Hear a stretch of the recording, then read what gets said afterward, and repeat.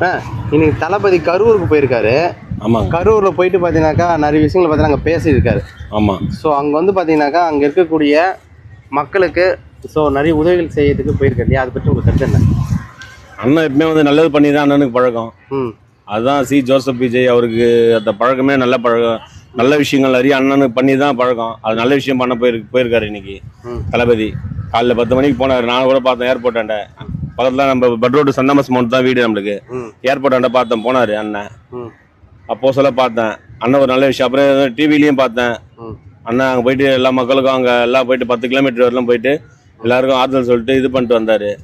அங்கே இருக்கிற மக்களுக்கு தேவையான உதவி திட்டங்கள் எல்லாம் நல்ல திட்டங்கள்லாம் பண்ணுற நினைவு சின்னமாக அங்கே இத்தனை பேர் இறந்ததுக்கு அதுக்கு எல்லாம் பண்ணுறாரு. அந்த குடும்பத்துக்கெல்லாம் தேவையான வேலை வாய்ப்புலாம் வந்து கொடுக்குறேன்னு சொல்லியிருக்கிறாரு. கவர்மெண்ட் எல்லாம் கொடுக்குறேன்னு சொல்லி. ஆமாம், கவர்மெண்ட் சம்மந்தப்பட்ட எல்லா இதுவும் அவங்களுக்கு தேவைகள் நாங்கள் அத்தியாவசிய எல்லாம் தேவைகள் நான் செய்து தரேன் அப்படின்ட்டு வாக்கு கொடுத்துட்டு வந்திருக்கிறாரு. நான் திமுக தொடர்ச்சியாக விமர்சனம் பண்ணிக்கிட்டே இருக்காங்க. அது எப்படி கவர்மெண்ட் எல்லாம் அவங்களுக்குலாம் நீங்கள் கொடுப்பீங்க அப்படின்ற மாதிரி? எப்படி கொடுப்போன்னா எப்படி கொடுப்பாங்க? பாதிக்கப்பட்டவங்களுக்கு குடும்பத்துக்கு அண்ணன் சி ஜோசப் விஜய் சிஎம் இருக்காரு. அவர் வந்து உதவி பண்ணுறாரு. இதே ஸ்டாலின் வந்து இதே ஆட்சி இருந்தால் அவர் என்ன பண்ணுவாரா? பண்ண மாட்டார். அவர் பண்ணுவார்ல. அதனால தான் அதே தான் தளபதியும் அண்ணனும் பண்ணுறாரு. அது எப்படி பண்ணுவாருன்றது அவரு கேட்கறதுக்கு என்ன இருக்குது? இது மக்கள் பாதிக்கப்பட்ட மக்கள் குடும்பத்துக்கு அவர் பண்ணுறாரு, அண்ணன் பண்ணுறாரு. அதை வந்து இப்படி எப்படி கொடுக்கலாம் அப்படி பண்ணலான்ட்டு ஒரு ஸ்டாலின் எப்படி கேட்குறது ரூல்ஸ் இருக்குது? கேட்குற ரூல்ஸே கிடையாது. இல்லை கரூருக்கு போகக்கூடாதுன்றது சொல்கிறதுக்கோ சொன்னாங்களா? அந்த மாரி விஜய் அண்ணன் மேடையில் பேசியிருக்கல அப்படின்னு கருத்து என்னன்னா, கரூருக்கு விஜய் அண்ணன் போகக்கூடாது அப்படின்னு. போகக்கூடாது கரூருக்கு அப்படின்னு சொல்லிட்டு திமுக சொல்கிறதுக்கு எந்த ரைட்ஸும் கிடையாது, எந்த ரூல்ஸும் கிடையாது. கரூர் நீ போகக்கூடாதுன்னு சொல்கிறதுக்கு அவரை சொல்கிறதுக்கு இவங்களுக்குனா ரைட்ஸ் இருக்குது. எதை வச்சு இவங்க அவர் வந்து போகக்கூடாதுன்னு சொல்லுவாங்க? நான் கூட கரூர் போகிறேன் என்னை வந்து போகக்கூடாதுன்னு சொல்லுவாங்களா திமுகவில்? எப்படி சொல்லுவாங்க என்ன? இல்லை அண்ணன் விஜயன் அவர்களே சொல்லியிருக்காரு, உங்கள் ஆட்சி நினச்சிட்டு இருக்கீங்களா? இன்னமும் ஆட்சிலாம் மாறி ஒன்றும் ரொம்ப நாள் ஆயிடுச்சு. ஆமாம், விமர்சனம் பண்ணாரு. ஆமாம், அண்ணன் சொன்னார் டிவியில் பார்த்தோம் பேட்டியில். அது சொல்லும் போது எப்படி இருக்கு? அது வந்து அண்ணன் வந்து ஒரு என்ன சொல்றதுன்னா ஒரு நல்ல விஷயமா ஒரு கெத்தா இருக்குது. என்ன சொல்றது, எங்களுக்குலாம் இப்பதான் மனசே சந்தோஷமா இருக்குது. அவர் அந்த பேசுறதுல ரொம்ப சந்தோஷமா இருக்குது. எல்லாத்துலயும் ரொம்ப அமைதியா இருந்தாரு. பொறுமையா அமைதியா இருந்தவரை வந்து நோண்டினே வந்து இது பண்றாங்க. ஆனா அவர் அப்பயும் அந்த ஒரு தப்பா சொல்ல, ஸ்டாலின் அவருக்கு மேல ஒரு அன்பு, தனிப்பட்ட அன்பு எனக்கு எப்பவுமே இருக்குது அப்படின்னு சொல்லிட்டு தான் பேசினாரு. எந்த ஒரு தப்பான ஒரு எதுவும் பேசல, இது பண்ணாரு. செந்தில் பாலாஜியை பற்றி பேசினாரு. செந்தில் பாலாஜியை இப்போ கூட்டு போனாங்க. இதுக்கப்புறம் ஒன்று எல்லாரையும் நோண்டுவாங்க, எல்லாரும் ஒருத்தராக மாட்டுவாங்கன்னு சொன்னார். அது அவர் சொன்னது 100% உண்மை தான். செந்தில் பாலாஜி வண்டி இல்லை, இன்னும் பின்னாடி அவ்வளோ பேர் வருவாங்க, எல்லாருமே மாட்டுவாங்க. ஊழல் பண்ணாங்க அத்தனை பேரும் மாட்டுவாங்க, டோட்டலாக எல்லாமே மாட்டுவாங்க. ஓகேண்ணா, தமிழக வெற்றி கழகம் இதுலேருந்து அரசாங்கத்துலேருந்து நிறைய பேர் பார்த்தீங்கன்னாக்கா ஊழல் வந்து ஒழிக்கப்பட்டதா? அவர் இன்னைக்கு கரூரில் பேசியிருக்காரு. அரசாங்கத்துல எல்லா இடங்களும் லஞ்சம் வாங்கறத தடுத்துருக்கேன் அப்படின்னு சொல்லியிருக்காரு. இது உண்மைதான். எல்லா இடத்துலயும் நான் உண்மைதான். நானே ஒரு 2 இடத்துல என்கிட்ட கேட்டாங்க, இப்ப போய் பண்ணா அதெல்லாம் வேணாப்பா அப்படின்ற மாதிரி சொல்றாங்க. அது எந்த விஷயத்துக்கு நான் சொல்ல விரும்பல. என்னையே ஒரு 2 இடத்துல கேட்டாங்க, இப்ப போய் நம்ம கேட்டோம்னா அதெல்லாம் வேணாம் அப்படின்ற மாதிரி பேசுறாங்க. என்கிட்ட கேட்கல, நான் சவாரி ஏத்திட்டு போவேன். அவங்க அந்த வேலைகளை முடிக்க சந்தல நான் பகிர்ந்து நின்று பார்ப்பேன். அந்த இடத்துல அந்த அவங்க கொடுக்க சந்தல அது வேணான்ற மாதிரி தடுக்கிறாங்க. அதெல்லாம் வேணாம், அதெல்லாம் கொடுக்காதீங்க அப்படின்ற மாதிரி. அது என் கூட சவாரி பயணிச்சவங்க அதெல்லாம் ரொம்ப சந்தோஷப்பட்டு சொல்றாங்க, இதெல்லாம் வேணான்னு சொல்றாங்க அப்படின்னு சொல்லிட்டு சொல்றாங்க. ரொம்ப சந்தோஷமா இருக்குது. என்ன காரணத்துக்கும் இதெல்லாம் மாறினாங்க? என்ன காரணம் சொல்லுங்க. என்ன காரணம்? நல்ல ஆட்சி வந்திருக்குது, அண்ணா ஆட்சி. சி ஜோசப் விஜய் ஆட்சி வந்திருக்குது. அவர் தமிழக வெற்றி கழகத்தின் சார்பா அந்த ஆட்சி வந்து மக்கள் வந்து நம்பிக்கை வச்சு ஓட்டு போட்டாங்க. அது மக்களுக்கு அவர் துரோகம் பண்ண நல்ல ஆட்சி நடத்திட்டு இருக்காரு. இதுக்கப்புறம் மக்கள்லாம் சந்தோஷமா இருக்கிறாங்க. நல்ல திட்டங்கள் பண்றாரு, நல்ல வேலை வாய்ப்பெல்லாம் படித்தவங்கலாம் நல்லா இது பண்ணுறாரு. நிறைய ஹெல்ப் இதெல்லாம் பண்ணுறாங்க. இந்த ஹாஸ்பிட்டல் எக்மோர் ஹாஸ்பிட்டலுக்கு போனார். அந்த ஹாஸ்பிட்டல் வரையும் இதுவாகுதுன்னு எல்லாம் கம்ப்ளைண்ட் பண்ணாங்க. அங்கே போய் நேரடியாக போயிட்டு எம்எல்ஏ போனோம், இல்லை வட்டச்செயலாளர் போனோம், இவங்க போனோம். அதெல்லாம் இல்லாமல் ஒரு சிஎம் நேரில் போயிட்டு எந்த ஆட்சியில் எந்த சிஎம் அது மாதிரிலாம் போயிட்டு இதெல்லாம் இப்படி பண்ணுங்க அப்படி பண்ணுங்கன்னு எந்த சிஎம் சொல்லியிருக்காங்க? இது வரலாம் எக்மோர் ஹாஸ்பிட்டலில் எந்த சிஎம் இது வரலாம் நேரில் போயிட்டு இதெல்லாம் பண்ணுங்கன்னு சொல்லியிருக்காங்க? ஆனால் என் தளபதி சி ஜோசப் விஜய் என்னை வந்து அது மாதிரி போயிருக்காரு. எல்லாம் போயிட்டு பண்ணி இது மாதிரிலாம் பண்ணுங்க அப்படின்னு சொல்லிட்டு டாக்டர்கிட்ட பேசியிருக்காரு. அங்கே வேலை செய்கிற ஊழியர்கள்லாம் பேசி கூப்பிட்டு வச்சு இது மாதிரி பண்ணுங்க, அது மாதிரி பண்ணுங்க, நல்லா சுத்தமாக வச்சுங்க அப்படின்னு சொல்லிட்டு பேசியிருக்காரு. இந்த லஞ்சம் இந்த 10, 50 இதெல்லாம் செக்யூரிட்டிலாம் வாங்கக்கூடாது, இதெல்லாம் உள்ளே போகிறதெல்லாம் இது பண்ணக்கூடாதுன்னு சொல்லிட்டு பேசிட்டு வந்திருக்காரு. அங்கே ஒரு லேடி எங்கள் பேட்டி எடுத்திருக்காங்க. அவங்க சொல்லியிருக்காங்க, இந்த மாதிரி ஒரு சிஎம் நாங்கள் பார்த்து முதலமைச்சர் நாங்கள் பார்த்ததே இல்லை எங்கள் சரித்திரத்திலேயே. எம்ஜிஆர் காலத்து பீரியட்லயும் சரி, ஸ்டாலின் பீரியட்ல இதெல்லாம் பார்த்ததே இல்லை. இந்த ஆட்சியில வந்து இந்த மாதிரி பண்றது நல்லா இருக்குன்னு அங்க ஒருத்தவங்க பேட்டி கொடுத்துருக்காங்க, எக்மோர் ஹாஸ்பிட்டல்ல ஒரு லேடி. ஓகேண்ணா, இப்ப கரூர்ல நடந்த சம்பவம் நடந்தது இல்லையா, அதே போல இனி வருங்காலில் நடக்காம இருக்கிறதுக்கு என்னென்னலாம் திட்டம்லாம் பார்த்தா தமிழக வெற்றி கழகம் பண்ணியிருக்காங்க?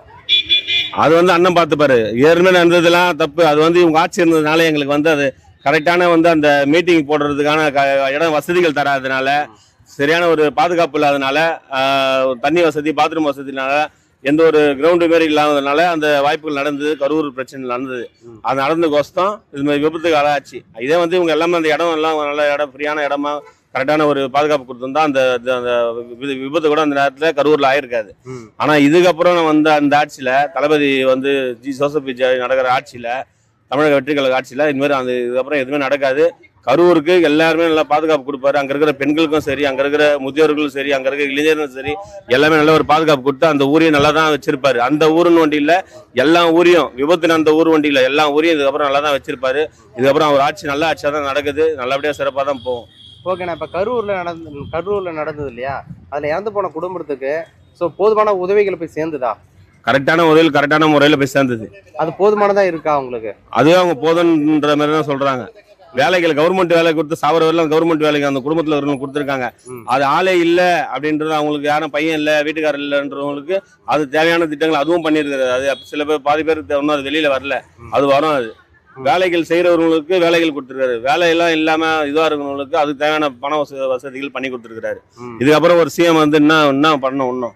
ஓகேண்ணா, அங்க போயிட்டு திமுக விமர்சனம் பண்றது கரெக்டான? அவரு திமுக வந்து விமர்சனம் எல்லாம் பண்ண வைக்கல. அந்த கரூர்ல இதே அண்ணன் வந்து தலை குனி வச்சாங்க, அசிங்கப்பட வச்சாங்க, இது பண்ண வச்சாங்க. அப்ப வந்து இவர் எதுவும் ஆவேசப்படல, எதுவும் பேசல, எதுவும் இது பண்ணல. அவர் என்ன சொல்றாருன்னா, நாங்க எங்க மேல தப்பே இருந்து எங்க ஆட்சியில எங்களால தான் அந்த விபத்து நடந்தது நீங்க சொன்னாலும், அதை வந்து நாங்கள் இப்போ எல்லாம் மக்களுக்கு தேவையான இது திட்டங்கள் நாங்கள் பண்ணுறோம் தான், எல்லாத்தையும் பண்ணிட்டு தான் இருக்கா. போயிட்டாங்க பார்த்து அதுனா ஒரு சிஎம்மா போல அவரு, அவங்க ஒரு குடும்பத்தில் ஒருத்தராக தான் அங்கே போய் நின்று அந்த கரூரில் போயிட்டு எல்லாரையும் 10 கிலோமீட்டர் தூரத்தில் எல்லாரும் போய் பார்த்து எல்லாரும் பேசி மீட்டிங்லாம் போய் அட்டன் பண்ணிட்டு வந்துருக்காரு. அவர் பார்த்தீங்களா, அவர் பிளாக்ல இருந்தார் பார்த்தீங்களா? அது எதுக்குன்னா அவங்களுக்கு அந்த பாதிக்கப்பட்டவங்களுக்கு அந்த துக்கத்துல மரியாதை செலுத்துறது தான் அங்க போய் இது பண்ணிருக்காரு. அதனால பிளாக் கலர் ஷர்ட், ஆமா, பிளாக் அண்ட் பிளாக் போட்டு போயிருக்காரு. அவர் வந்து ஒரு சிஎம்மா ஒரு கோட் ஷூட் போட்டு போல, ஒயிட் ஷர்ட்டை போட்டு போல, அதெல்லாம் போட்டு போல, பிளாக் அண்ட் பிளாக் தான் போட்டு போயிருக்காரு. துக்கமா தான் போயிருக்காரு தவிர ஒரு சிஎம்மா ஒரு வந்தாவா அது மாதிரிலாம் அவர் அங்க போய் அங்க இது விமர்சனம் பண்ணல, ஒரு மீட்டிங்ல போய் பேசல, மேடையில் இது பண்ணல. அதாவது அந்த கரூர்ல இருந்த செந்தில் பாலாஜி அந்த இது பண்ணதை பத்தி தான் போய் பேசி எல்லாம் இது பண்ணாரு. இப்போ அந்த ஊழல் ஆட்சியில மாட்ட போறாங்கல்ல, எங்களை வந்து நீங்க தேவையில்லாத இதுக்கு விமர்சனம் பண்ணீங்க. இப்ப நீங்க இந்த ஊழல் ஆட்சியில மாட்டிக்கிறாரு, இன்னும் இது பின்னாடி யாரெல்லாம் இருக்கா எல்லாம் மாட்டுவான்றது அந்த ஒரு இது மேடையில சொன்னாரு, அவ்வளவுதான். ஓகேண்ணா, இப்ப திமுக சைட்ல இருந்து என்ன சொல்றானாக்கா, நாங்க தான் தோத்துட்டு வீட்லயே உட்காந்துக்கிறோம், அதை தாண்டி பார்த்தோன்னா இன்னுமே எங்களை இதுக்கு விமர்சனம் பண்ணணும், நீங்க போனவங்க பார்த்தோன்னா உதவி பண்ணிட்டு வர வேண்டியதானே, அதை தாண்டி திமுக எங்களை மீது ஏன் விமர்சனம் பண்ணணும் அப்படின்னு கேட்கறாங்க இல்லையா, அவருக்கு என்ன சொல்ல விரும்புறீங்க? அவரு எதுக்கு சொன்னார்னா, உதயநிதி இங்க வந்து எதுவுமே பேசலன்றல்ல, இந்த மாதிரி ஒரு ஸ்டேஜ், இது மாதிரி ஒரு மேடை, அந்த மாதிரி இடத்துலாம் பேசுவாரு அவரு. அதுவும் சட்டசபையில உட்காந்து சொல்ல அவருன்னு ஒரு கேள்விக்குறி அவர் சொல்ல அவர் பேசுவாரு. இந்த மாதிரி ஸ்டேஜ்ல இது மாதிரி மேடையில் தானே பேசுவாங்க, எதிர்கட்சி இப்படிதானே இப்பதானே எதிர்கட்சி இது மாதிரி தான் பேசுவாங்க. அதுதான் அங்க போய் பேசிருக்காரு. இவர் சும்மானா வந்து இங்க வந்து சட்டசபையில கோசம்ல எதுவும் பேச மாட்டாரு, சிஎம் எதுவும் பேச மாட்டாரு, கம்முன்னு உட்காந்துறாருன்னு சொன்னாங்க. அதுதான் இப்ப அவரு பேசியிருக்கிறாரு அங்க போயிட்டு. இது யாரா இருந்தாலும் எதிர்கட்சி யாரா இருந்தாலும் வந்து ஸ்டேஜ் ஒரு மேடை போட்டா ஆப்போசிட் ஆளை வந்து எதிர்கட்சி ஆளை வந்து பேசுறது அது எல்லாமே இதுதான் அரசியல். சட்டசபையில பாத்தீங்கன்னா நான் பேச ஆரம்பிச்சாலுமே பார்த்தோன்னா வெளியே இருந்து போயிடுறாங்க. ஸோ அதை இப்போ கதவு தான் பூட்டி வைக்கணும் அப்படின்ற மாதிரி பேசினார் இல்லையா, ஸோ அதை பற்றி உங்கள் கருத்து என்ன? யார் சொல்றது கதவு பூட்டி? விஜயண்ணா. ஸோ நான் பேச ஆரம்பிச்சாலுமே வெளியே இருந்து போயிடுறாங்க எல்லாருமே, ஸோ அதனால நெக்ஸ்ட் டைம் வந்து எல்லாம் அனைத்து கதவும் பார்த்தோன்னா பூட்டி வச்சுட்டு பேசணும் போல அப்படின்னு சொன்னார் இல்லையா, அதை பற்றி உங்கள் கருத்து என்ன? பேசலன்ற இந்த ஒரு வார்த்தைக்கு பேசலன்றாங்க, பேச சமயத்தில் எதுக்கு ஏஞ்சி போயிடுறாங்க. அந்த இதுல ஒரு சிஎம் அவரு அந்த ஒரு என்ன சொல்றது ஒரு மட்டும் இல்லாம ஏஞ்சி போயிடுறாங்கல்ல, அது ஏன் ஏஞ்சி போயிடுறாங்க? அப்ப பேசலன்றீங்களா, பேச சமயத்துல ஏன் ஏஞ்சி போறாங்க வெளில? அதனால அந்த வார்த்தை அந்த கதவை பூட்டிட்டு பேசலாம்னு சொல்லியிருப்பாரு. ஓகேண்ணா, விஜய் ஒரு தக்கூர் திருப்பினாத ஓகே, விஜய் ஒரு தற்கூறி அரசியல் பற்றி தெரியாது அப்படின்னு சொன்னவங்களுக்கு இப்போ தமிழ்நாட்டு முதலமைச்சர் என்னென்ன மாதிரிலாம் சலுகைலாம் கொடுத்துட்டு இருக்காங்க, இப்போ பார்க்கக்கூடிய சூழ்நிலை மக்கள் எப்படி பார்க்குறாங்க? மக்கள் வந்து இப்போ என்ன சொல்றது, ஒரு சீட்டு கூட நீங்களாம் வரமாட்டீங்க, என்னையே சொல்லியிருக்காங்க. நான் ஃபேஸ்புக்கில் ஒரு விளம்பரம் இது பண்ண சொல்ல, இவெல்லாம் வந்து ஒரு கூட என்னையே லூசுன்னு சொல்லியிருக்காங்க ஃபேஸ்புக்கில் போகிறதுல போட லூசு, ஒரு சீட்டு கூட இவங்களாம் தொகுதி நீங்களாம் ஜெயிக்க மாட்டீங்கன்ற மாரி அப்படிலாம் சொன்னாங்க. இன்னைக்கு அப்படி சொன்னவங்கலாம் வந்து எதிர்கட்சியில் இருக்கிறவன் அவன் எந்த கட்சியில் இருக்கணும் இப்போ வந்து காரில் வந்து கொடி காட்டு போகிற மாதிரிலாம் இதாக இருக்குது. இப்போ வந்து அந்த தமிழ்நாட்டு மக்களுக்கும் தெரியும், இளைஞருக்கும் தெரியும், முதியோர்களும் எல்லாருக்கும் தெரியும் இப்போ எந்த அளவுக்கு நல்லா போயிட்டு இருக்குது. இதுக்கப்புறம் நல்லா எப்படி போயிட்டு இருக்குன்றது எல்லா மக்களுக்கு எல்லாம் தெரியும். இதுக்கப்புறம் நல்லா சிறப்பாக இருக்கும். இல்லைண்ணா, ஓட்டு போட்டவங்க முழு கொண்டு பார்த்தா தற்கூரின்னு சொன்னாங்க இல்லையா, இப்போ பார்க்கக்கூடிய பார்வை எப்படி இருக்கு? ஓட்டு போட்டெல்லாம் தற்கொலைன்னு சொல்றாங்க. இப்போ ஓட்டு பார்க்கறதுக்கு எப்படி இருக்குதுன்னு சொல்றீங்கன்னா, ஓட்டு போட்டெல்லாம் தற்கொலை. அப்போ முதியோர்கள் போட்டார்கள், அவர்கள் தற்கொலையா? அப்போ வந்து படிச்சவங்க போட்டாங்க, படிச்ச பசங்க, காலேஜ் ஸ்டூடெண்ட்ஸ் போட்டாங்க, பெரிய பெரிய டாக்டர்லாம் நிறைய பேர் சம்மந்தப்பட்டவங்கலாம் போட்டிருக்காங்க, போலீஸ்காரங்கலாம் எவ்வளோ பேர் போட்டிருக்காங்க. அவங்களாம் இப்போ தற்கொலையா? போட்ட ஓட்டு போட்டெல்லாம் இப்போ எல்லாருமே தற்கொலையா சொல்லுங்க? ஓகே, கவர்ச்சி மூலியமா பார்த்தீங்கன்னாக்கா ஸோ ஓட்டு போட்டாங்கன்னு சொல்கிறேன் இல்லையா, அதுக்கு என்ன சொல்ல விரும்புறீங்க? கவர்ச்சி மூலியமா ஓட்டு போட்டா கவர்ச்சி மூலியமா ஓட்டு போட்டேன். கவர்ச்சி மூலியமான்றது எதுவுமே இல்லையே. ஓட்டு போட்டு இவர் ஒரு வந்துட்டு புதுசாக ஒரு வாய்ப்பு கொடுங்க, இந்த ஆட்சி இவங்க வந்து வந்ததே வந்து இது பண்ணி நாட்டு மக்களுக்கு எதுவும் சரியா எதுவும் நல்ல திட்டங்கள் பண்ண முடியும் பண்றது சரியில்லைன்னு மக்களுக்கு யோசனை பண்ணி சிந்திச்சு செயல்பட்டு இப்போ வந்து புதுசாக ஒரு வாய்ப்பு கொடுக்கலாம், நல்லது பண்ண வந்துட்டு போட்டிருக்காங்க. நல்லதும் வாய்ப்பு கொடுத்து போட்டு ஜெயிக்க வச்சிட்டாங்க. இப்போ நல்லதான் அவர் பண்ணிட்டு இருக்காரு, நல்ல முறையில் தான் அந்த ஆட்சி போயினுக்குது. இதெல்லாம் அதுதான் பிரச்சனை. அது ஓகே. சோபா கட்டல் ஆட்சின்னு பார்த்தோன்னா விமர்சனம் பண்றாங்க இல்லையா, ஸோ அதை பற்றி உங்க கருத்து என்ன? சோபா கட்ட ஆட்சியில்னா அது வந்து என்னத்துக்கு சொல்றாங்கன்னு ஒன்றும் புரியல. அது என்னத்துக்கு அந்த வார்த்தை வந்தது, அது சொல்லுங்க ஃபர்ஸ்ட். அண்ணன் திருமாவளவன் அவர்களை பார்க்க போகும்போது சோபா வந்துருச்சு, இறங்கிச்சேம. சோ அதனால அன்னிலிருந்து விமர்சனம் பண்ணாரு. அவங்க ஆபீஸ்ல வந்து சோபா இல்லாம இருந்திருக்கலாம், உட்காந்து ஏதோ ஒரு சேர் ஏறி ஏதோ வசதிகள் இல்லாம இருந்திருக்கலாம். அதனால சோபா வேணா வாங்கி போட்டு கொடுத்துருப்பாங்க, அவ்வளவுதான். அது வந்து அதுனா சோபா கட்டலாம், சோபா எல்லாம் கட்டுக்கிட்ட பணம் எடுத்துன்னு இருக்க முடியும், ஒன்னும் இல்ல. ஒரு ஆபீஸ் போறாங்க, இப்போ நம்ம கூட ஒரு மேல பார்க்க போறோம், ஒரு பழம் வாங்கி போய் கொடுப்போம், ஒரு பொக்கே வாங்கி போய் கொடுப்போம், ஒரு சால்வ் வாங்கி கொடுப்போம். அந்த மாதிரி அவர் ஒரு பெரிய இது அண்ணன் தளபதி ஜோசப் அண்ணன், அதெல்லாம் அவர் ஏதோ ஒரு ஆபீஸ்ல ஏதோ பொருள் இருந்திருக்காரு, சோபா ஒரு சேரு அது மாதிரி வாங்கி கொடுக்குறது, ஒரு பர்னிச்சர் வாங்கி தர தப்பு கிடையாது. அது வந்து சோபா கட்டல ஆச்சுன்னு எப்படின்னு சொல்லுவாங்க. திமுக காரன்லாம் சொல்றாங்க இது ரியல் ஆட்சி கிடையாது, ரீல் ஆட்சி. இவங்க தினமும் ஒரு ரீல் போட்டுனே இருக்கிறாங்க. அப்ப அவங்க பண்றதெல்லாம் நல்லா ஆட்சியா? அவங்க பண்ணியிருந்தாங்களே இவ்வளவு நல்லா ஆட்சியா? இருக்கிறவங்க எல்லாம் ஆளுங்களை வச்சுக்கின்னு பேசின்னு இது பண்ணியிருந்தாங்க, அதெல்லாம் நல்லா ஆட்சியா? இது வந்து நடக்கிறத வந்து எடுத்து சொன்னா இது ரயில் ஆட்சி. இதே வந்து அவங்க பண்ணியிருந்தாலும் அது நல்ல ஆட்சியா? அப்ப அவங்க இதுல எவ்வளவு வீடியோஸ் பாத்துறேன், எவ்வளவு ரீல்ஸ் பாத்துக்கிறேன், அதுல அவங்க எல்லாம் பண்ணியிருந்தாங்களா? அப்ப அது நல்ல ஆட்சியா? ஓகே. தொடர்ச்சியா உதயநிதி வந்து கல்யாண வீட்டுக்கெல்லாம் போயிட்டு இது விஜய் பத்தியே விமர்சனம் பண்ணி தொடர்ச்சியா பேசிக்கிட்டே இருக்காரு. இப்போ ஒரு வாரத்துக்கு முன்னாடி கூட ஒரு கல்யாணத்துக்கு வீட்டுக்கு போயிட்டு அங்கேயும் விமர்சனம் பண்ணியிருக்காரு, சோபா ஆச்சு அப்படின்னு சொல்லிட்டு விமர்சனம் பண்ணி. அது எப்படி பாக்குறீங்க? ஏன்னா ஒரு கல்யாண வீட்டுக்கு போனா வாழ்த்துட்டு வருவாங்க, இவங்க அங்க போயிட்டு ஒரு அரசியல் பேசுறதை எப்படி பாக்குறீங்க? அரசியல் பேசுறது ஒரு பேசட்டும், என்ன சொல்றதுன்னா அவங்க ஆட்சி இப்போ இல்லாம ஆயிடுச்சுல. இப்போ தளபதி ஜோசப் ஆட்சி ஆண்டு அவர் நடத்திட்டு இருக்கிறதுனால அந்த மாதிரி பேசுறவங்க அது மாதிரி தான் பேசுவாங்க. பேசுறதுனால ஒருத்தவங்க பேசதான் அவங்க மேல இன்னும் போயிட்டே இருப்பாங்க. அதை பத்தி ஒன்றும் பிரச்சனை இல்லை, பேசுறவங்க பேசின்னு போட்டோம், அதை பத்தி ஒன்றும் கவலைப்படுற மாதிரி எதுவும் ஒன்றும் இல்லை. அவரு என்ன அவர் வேலையை என்ன கரெக்டா அவர் செஞ்சுன்னு அவர் வழியில் அவர் பண்ணி போயிட்டு இருக்கிறாரு, அவ்வளவுதான். ஓகேண்ணா, 2031 தேர்தலில் திமுக மீண்டும் ஜெயிக்கணும்னா அவங்க என்னென்ன செய்யணும்னு நினைக்கிறீங்க? திமுக வந்து 2031 என்ன செய்யணும், ஜெயிக்கணும்னு என்ன செய்யணும்னு நினைக்கிறீங்களா? அவங்க கம்முன்னு இருந்தாலே போதும்னு நினைக்கிறேன். அதுக்குள்ள நாங்க எல்லாம் டோட்டலா எல்லாம் கதையை முடிச்சிருவோம்.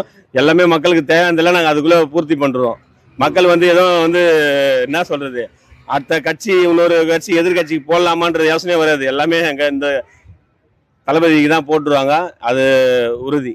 நிறைய பேர் என்ன சொல்றாங்கன்னாக்கா, அந்த கரூர்ல பிரச்சனை நடக்கும் போதே விஜய் பார்த்தீங்கன்னா கைது பண்ணி உள்ள வச்சிருந்தனாக்கா, ஸோ அடுத்த நொடியே பார்த்தீங்கன்னாக்கா ஸோ ஜெயிலில் தான் இருந்திருப்பாரு, எம்எல்ஏவானு ஜெயிச்சிருக்க மாட்டாரு அந்த அப்படின்னு விமர்சனம் பண்றாங்க இல்லையா, அதை பற்றி உங்க கருத்து என்னன்னா? அது வந்து அவர் வந்து யாரையும் போய் கத்தி எடுத்து கொலை பண்ணல, யாரையும் துணியை வாயில கட்டி வந்து சாவடிக்கல, எல்லாம் இது பண்ணல. கூட்ட நெரிசல்ல அது சில பேர் மூச்சுத்திணறல் வந்து இதுவானாங்க. அதை வந்து எப்படி உள்ள வைக்க முடியும்? நீ ஒரு கொலை முயற்சி பண்ண, நீ எதனா தப்பு பண்ணாதான் உன்னை ஜெயில எடுத்து வைப்பாங்க. அவர் எந்த ஒரு கொலையும் பண்ணலையே, எந்த ஒரு இதுவும் பண்ணலையே. உன் ஆட்சியில வந்து நீ கரெக்டான எங்களுக்கு பர்மிஷன் கொடுத்து கரெக்டான ஒரு இடத்த ஒதுக்கி நீ கொடுத்துருந்தீங்கன்னா எதுக்கு அந்த கரூர்ல கூட அந்த பிரச்சனை வந்திருக்கும்? வந்திருக்காதுல்ல. அவருக்கு ஒரு கரெக்டான தேவையான வசதிகளை கொடுத்து ஒரு கரெக்டான ஒரு இடத்த கொடுத்தாலும் ஃப்ரீயான இடத்த கொடுத்தீங்கன்னா அந்த நெர்சலட்ல நீ இடத்த கொடுத்துட்டு நீ பர்மிஷன் நீ ஃபர்ஸ்ட் நீ கொடுத்ததே தப்பு, உன்னதான் தூக்கி உள்ள வைக்கணும். நீ ஒரு சிஎம் வந்து அந்த இடத்த உன் ஆட்சியில் சொல்ல நீ அந்த இடத்த நீ கொடுத்துருக்க கூடாது. நெர்சல் அடின்னு தெரியும், அந்த நெர்சல்ல இவ்வளவு மக்கள் வந்துருக்காங்க, நீ அந்த இடத்த எப்படி தேர்ந்தெடுத்து கரெக்டா ஒரு மீட்டிங் போட ஒரு ஆளுக்கு கொடுப்ப நீ சொல்லு. நீ கொடுத்ததோடு தானே அந்த விபத்து நடந்தது, உன்னதான் தூக்கி உள்ள வைக்கணும். அந்த ஆட்சி யார் பண்ணியிருந்தா அவங்களதான் தூக்கி உள்ள வைக்கணும்னு நினைக்கிறேன். விஜய் அண்ணனை கைது பண்ணியிருந்தா என்ன மாதிரி சூழ்நிலை அப்ப நடந்திருக்கும் நீங்க நினைக்கிறீங்க? என்ன மாதிரி சூழ்நிலைன்னா நிறைய பயங்கரமான கலவரம் நடந்திருக்கும், பிரச்சனைகள் அதிகமா உருவாயிருக்கும், அதுல இன்னும் அது நிறைய உயிர்கள் இன்னும் அதிகமா போயிருக்கும்னு நினைக்கிறேன். ஏன் சில பேர் என்ன சொல்றாங்கன்னாக்கா, அவர் வந்து நிறைய தொகுதியில போய் 15 தொகுதி போய் பார்த்துட்டு வந்தார் இல்லையா, 17 மாவட்டங்களுக்கு போய் பார்த்துட்டு வந்தார் இல்லையா. 17 மாவட்டத்துல போத்தரல, போகாமலே உள்ள கைது பண்ணியிருந்தாங்கனாக்கா வெளியே வந்த உடனே சும்மா உட்காந்து தலைமை ஜெயிச்சிட்டு இருப்பாரு அப்படி சொல்றாங்க இல்லையா, அதை பத்தி நினைக்கிறீங்க? அது உண்மைதான், எம்ஜிஆர் மாதிரி உட்காந்துனே தான் ஜெயிச்சிட்டு இருப்பாரு. அவர் பண்ணியிருந்தா இன்னும் அவர் மேல மக்களுக்கு வந்து இன்னும் அதிகமான ஒரு பாசம் இன்னும் அதிகமா தான் வெறியாயிருக்குமே தவிர கம்மியா இருக்க வாய்ப்பே கிடையாது. இன்னும் அதிகமா தான் அவர் மேல பாசமா இருக்கும், இன்னும் அதிகமா வெறியாயிருப்போம். என்ன சொல்றது, எம்ஜிஆர் ஏதோ எமராத குண்டு பட்டுனே ஜெயிச்சாருன்னு சொல்லுவாங்கல்ல, அந்த மாதிரி அவர் உட்காந்துனே அங்க ஜெயிச்சிட்டு இருப்பாரு. இன்னும் அதிகமா தான் போட்டிருப்போம். ஏன்னா புதுசா வரவங்களை வந்து இவனுக்கு வானான்னு தடுக்க பிரச்சனை பண்ணி இவனுக்கு இது மாதிரி ஒரு பொய் குற்றச்சாட்டு போட்டு இவனுக்கு இது மாதிரி பண்ணிட்டானுங்க, அரெஸ்ட் பண்ண வச்சானுங்கன்னு சொல்லிட்டு இன்னும் அவருக்கு மேல எங்களுக்கு அதிகமான நம்பிக்கை வந்து இன்னும் அதிகமான ஓட்டுகள் நிறைய பேர் போட்டு இருப்பாங்க. இன்னும் அதிகமா எந்த ஒரு சீட்டை வந்து எந்த கட்சியும் கூட்டணி இல்லாம ஒரே கட்சியா இருந்து தமிழக வெற்றி கழகமே ஜெயிச்சிட்டு இருக்கோம் எல்லா கட்சியும். விஜய் இந்த அளவு தமிழ்நாட்டு முதலமைச்சரா உருவாக்குனது வந்து திமுக தான் காரணம்னு சொல்றீங்களா? திமுக காரணம்னு எனக்கு தெரியல. எனக்கு வந்து இவங்க சீண்டி விட்டதுனாலதான், இவங்க எவ்வளவு பிரச்சனை பண்றதுனாலதான் அவர் தமிழ்நாட்டு முதலமைச்சரா வந்து நிக்கிறாருன்ற மாதிரி ஒரு பிம்பம் இருக்குது இல்லையா, அது எப்படி பார்க்கப்படுது? அப்படி வந்து எனக்கு வந்து அப்படின்ற மாதிரி அவங்க சீண்டி விட்டதுனால தான் வந்தாரு இது பண்றாருலாம் இல்ல. மக்கள் வந்து ஏடிஎம்கேவும் இல்லை டிஎம்கேவும் வந்து மக்களுக்கு வந்து ஒரு நல்ல சரியான திட்டங்கள் எதுவும் பண்ணலை, இது பண்ணலை. இதுக்கப்புறம் வந்து ஒரு விஜய்க்கு ஒரு வாய்ப்பு கொடுத்து புதுசாக ஒரு வாய்ப்பு கொடுத்து அவர் ஒரு சிஎம் பதவியில் உட்கார வச்சு அவருதான் நான் மக்கள் நல்லது பண்ணுறாருன்னு பார்ப்பாங்க. மக்கள் வந்து இதுவானவும் இல்லை, பயங்கரமான ஷார்ப் மைண்ட். நம்ம தான் பேசிகிட்டு இருக்கோம் இந்த மாதிரிலாம் வீடியோ பேசிட்டோம். அவங்க எப்படின்னா ஒன்று யோசிப்பாங்க, ஃபஸ்ட்டு ஏடிஎம்கே ஆட்சி இருந்ததா, ஏடிஎம்கே ஆட்சின்னு சொல்ல சரி ஏடிஎம்கே இது வந்துச்சு, இதுக்கப்புறம் டிஎம்கே ஒரு வாய்ப்பு கொடுக்கணும், டிஎம்கே வாய்ப்பு கொடுத்தாங்களா, டிஎம்கே வாய்ப்பு கொடுத்தோன்னா ஆயிடுச்சு. இப்போ ஆட்சி நடந்திருந்தது இதுமாரி ஆயிடுச்சு. அதனால இப்போ என்ன பண்ணியிருந்தோம், இப்போ அந்த ஆட்சி கொஞ்சம் இதாக இப்போ தான் விஜய்க்கு ஒரு வாய்ப்பு கொடுத்து அண்ணன் சி ஜோசப் விஜய் அண்ணனுக்கு வாய்ப்பு கொடுத்து இப்போ மக்கள் ஒரு வாய்ப்பு கொடுத்துருக்காங்க. வாய்ப்பு கொடுத்து அவர் எப்படி பண்ணுறாரு, மக்களுக்கு கரெக்டான ரூட் வழி பண்ணுறாரு, கரெக்டான எல்லாம் தேவைகள்லாம் அத்தியாவசிய பொருள்லாம் கரெக்டாக பண்ணுறாருன்னு அவரும் ஒரு வாய்ப்பு கொடுத்து தான் பார்ப்பாங்க. மக்கள் வந்து யாரை ஏமாற்ற முடியாது, யாராக இருந்தாலும் சரி. மக்களுக்கு வந்து நல்லது யார் பண்ணுறாங்களோ அவங்களுக்கு தான். சரி, இப்போ அந்த குடும்பத்துக்கு அரசு வேலை கொடுக்கறது சரியா உங்களோட பார்வை? சரியான வார்த்தை தான். அது என்ன இருக்குது, நீ பணம் கொடுத்தீங்கன்னா 1 வருஷம் சாப்பிடுவாங்க, 2 வருஷம் சாப்பிடுவாங்க, 3 வருஷம் சாப்பிடுவாங்க. அந்த வேலைகளை கொடுத்தீங்கன்னா அந்த கவர்மெண்ட் வேலையை வச்சுன்னு சாவர வரலாம் சாப்பிடுவாங்க. அடுத்த தலைமுறை அவங்க பிள்ளைங்களுக்கு அந்த வேலை வர்றதுக்கான ஒரு வாய்ப்பு இருக்குது. நல்ல ஒரு இது அந்த வேலை கொடுத்து நல்ல விஷயம் தான் அது. அவர் எடுத்த முடிவு ரொம்ப ரொம்ப கரெக்டான முடிவு. அவர் பணம் கொடுத்துருந்தா கூட அது நான் என்ன சொல்லியிருப்பேன்னா முட்டாள் வேலை பண்ணிட்டாருன்னு தான் சொல்லியிருப்பேன். அவர் வந்து முட்டாள் வேலை நான் பண்ணிட்டாருன்னு சொல்ற அளவுக்கு அவர் அந்த ஆள் கிடையாது. அவர் கரெக்டாக சிந்திச்சு செயல்பட்டு அந்த கவர்மெண்ட் வேலை கொடுத்தது எங்கள் அண்ணனுக்கு ரொம்ப ரொம்ப நான் நன்றி சொல்லிக்கிறேன். இந்த நேரத்தில் இந்த இடத்துல நான் ரொம்ப ரொம்ப நன்றி சொல்லிக்கிறேன். ஓகே.